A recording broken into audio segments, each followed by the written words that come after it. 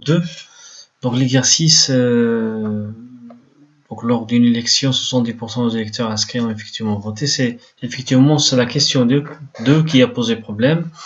Et donc le candidat Y a obtenu 38,5% des voix des électeurs inscrits. Donc là, il faut faire très attention à traduire cette question en termes d'ensemble. C'est-à-dire les électeurs inscrits, c'est l'ensemble F, et ceux qui ont voté pour Y, c'est un ensemble qu'on va appeler, sous-ensemble qu'on va appeler l'ensemble A. Alors, ils vont demander de calculer la proportion des électeurs qui ont voté, c'est-à-dire, on a appelé ça E, parmi les électeurs qui ont voté. Donc, Y, c'est A, parmi ceux qui ont voté, c'est-à-dire E. Donc, je vais re-appeler ça F, comme dans la première question, et je souligne que les électeurs qui ont voté, c'est l'ensemble E.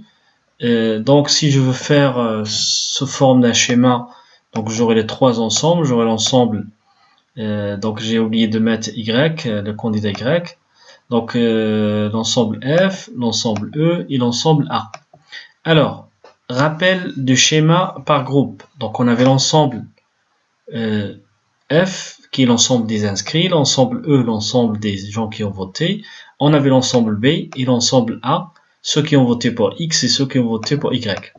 Donc, c'est ce qu'on a dit, donc pour rappeler, et des petites couleurs pour bien fixer les idées. Voilà.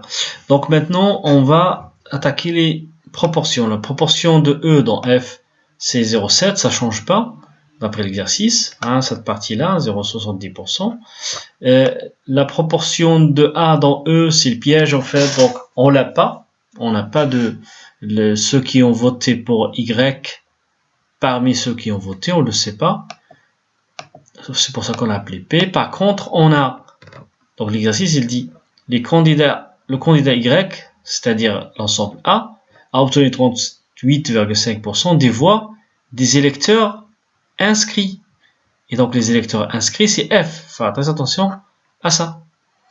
Et donc, c'est-à-dire 38,5 divisé par 100 en proportion, c'est 0,385.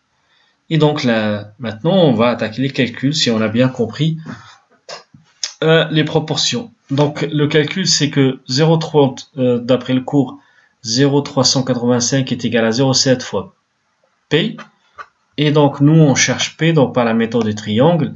P est égal à 0,385 divisé par 0,7, qui donne 0,7.